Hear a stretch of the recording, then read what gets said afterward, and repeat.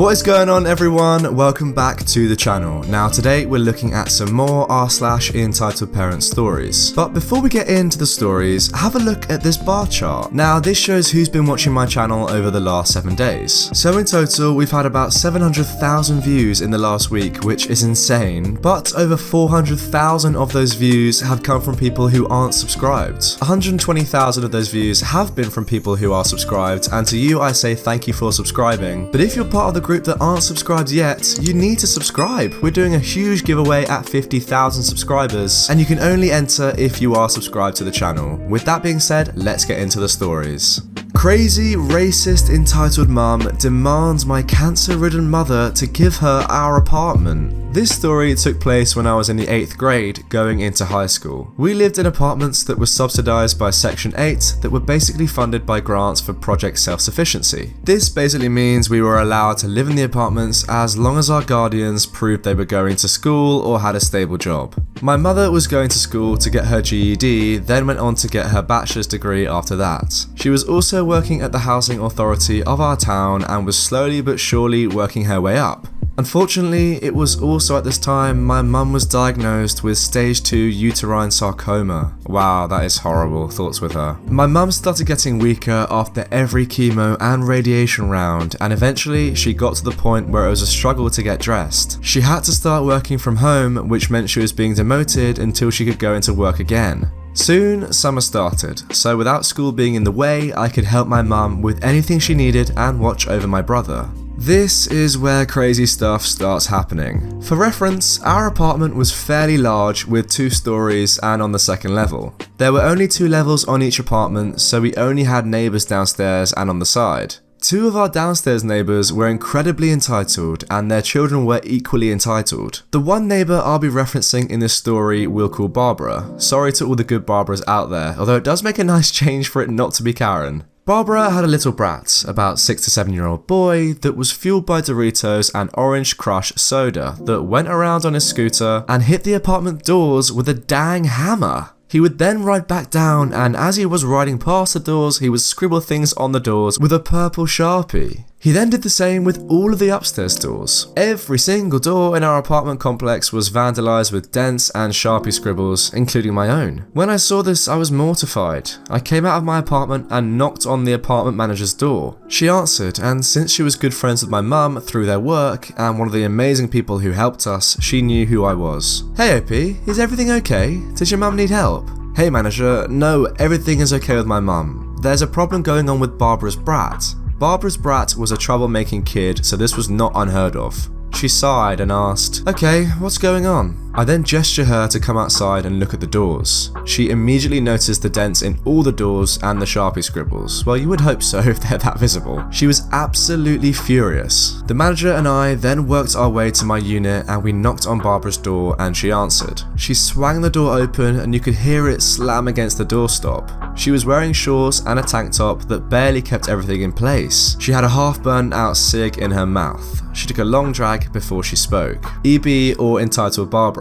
"What do you need, manager?" "Hello Barbara, we need to discuss the actions of your kid." BB, also known as Barbara's brat. "What do you mean? He hasn't done anything. I swear, if you're going to accuse him of some act, then..." "Barbara, if you'll please step outside and look at the doors, you'll notice what your kid did. We have a witness here telling me she saw what he was doing." Entitled Barbara is now looking at me. "You? What could you have possibly seen? My kid has been riding his scooter this whole time. He hasn't done any of this vandalism. You probably did it and blamed it on my kid." "Barbara, why would I vandalize my own door?" I then point to my door and then point back to hers. "Your door is the only one that's not vandalized. I saw BB scribbling on the doors with a purple Sharpie and banging them with a hammer." "That is effing ridiculous. We don't even own a hammer." "You know what? I will not stand for this BS. BB, come here." Barbara's brat then comes out of his room with a hammer in hand and purple Sharpie covering his hands, and some even on his face. I start to smile that "I told you so" smile. The manager looked at the kid and then back to Barbara.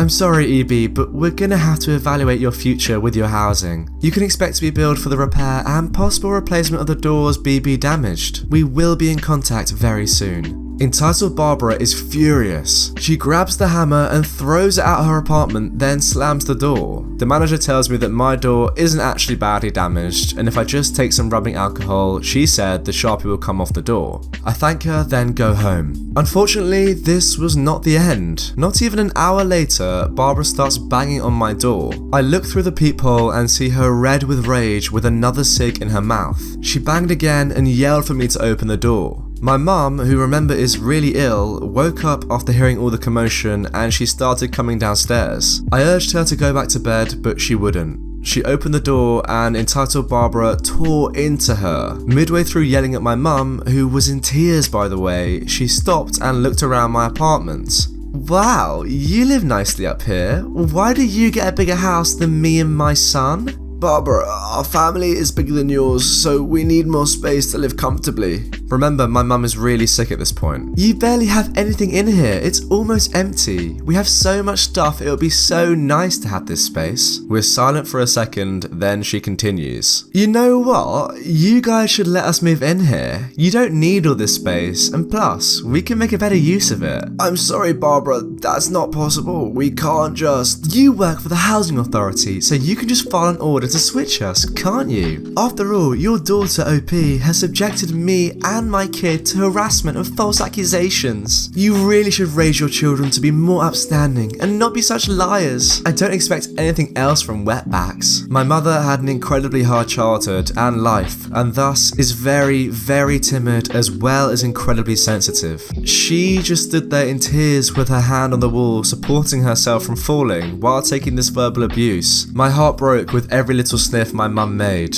I couldn't stand by any longer, so I stood up for her. My mum is very sick, EB. You know that. You need to leave right now. We aren't giving you our house, and I did not make false accusations towards you or your kid. Please leave us alone. How dare you? I'm an adult. I'm your superior. We deserve to have a bigger house. You need to get out because this is my house now. You effing spics. Wetback beaners. You're lucky I don't call the ICE. You have no business being here. For those of you that don't know, by the way, the ICE is the US Immigration and Customs Enforcement. I was completely caught off guard. I couldn't believe what was happening. I seriously felt like I was having a fever dream. I can see Barbara getting closer, and as she is almost stepping inside the doorway, I push as hard as my 14-year-old self could, hitting her in the face with the door. You could hear her scream and yell and tell her she was calling the cops for assaulting her, among other things I can't be bothered to remember. I helped my mum back upstairs and console her. The cops were actually called, but after talking to the apartment manager, EB and BB as well as us, they had decided in our favour. Turns out we could actually press charges against Barbara and her kid for vandalism and harassment. Needless to say, we did. We won our case after months of going to court and building a case against EB, and shortly after, the entitled Barbara was kicked out of the apartments and sentenced. Wow, this has got to be one of the most horrible entitled parents I think I've ever come across. Being entitled is one thing, but demanding the house from somebody who is seriously ill is another. I'm just glad that justice was served in the end, and I hope your mum is okay. Entitled parent takes inhaler and tries to take my phone, and ends up destroying my inhaler. Hi, I have asthma, and it's not like it's severe, but it's not minor either. I had asthma my entire life, but my first ever asthma attack was about 1.5 years ago, because my dad had smoked with me in his truck, which is against the law, and I was 11 when it happened. It triggered a fatal asthma attack where I nearly died. My dad only gave me some allergy medicine and I fell asleep. I'll probably post that story. Anyway, I was hanging out with my friend at the park, we'll call him F, and F was friends with another kid that I didn't really like because he was kind of a little entitled a-hole who judges people for no reason even though he's Christian. So my friend spots the entitled kid heading toward the park with his mum. Me and that entitled kid do not really have a good history together. They come over to the bench that I was sitting on. I was just minding my own business, playing Wild Beyond on my phone, when the entitled kid comes over and tries to take it. The following conversation ensues. Hey, what are you doing? I wanted to see what you were playing. I wrestle back my phone and me and my friends start to walk away. And since the shape of my inhaler kind of looks like a pistol from a good distance away when it's in my pocket, his entitled parent yells, "He has a gun! Help!" Lady, what the actual F are you talking about? I hadn't noticed that EK had grabbed my inhaler from my pocket and began to run off with it. I yelled that he had messed up and I ran full speed after him. I'm actually much faster than him, so I ran up and tackled him. You better not take my frickin' inhaler again, or I get interrupted when my breath starts to get cut off, meaning that I'm having an asthma attack, which usually occurs when you're being physical or are being exposed to cigarette smoke. Before I can even take my inhaler, I'm tackled by a police officer. Apparently someone called the police. We'll call him PO. The police officer picks me back up and is about to handcuff me when he can hear me wheezing. Are you alright, sir? I need inhaler.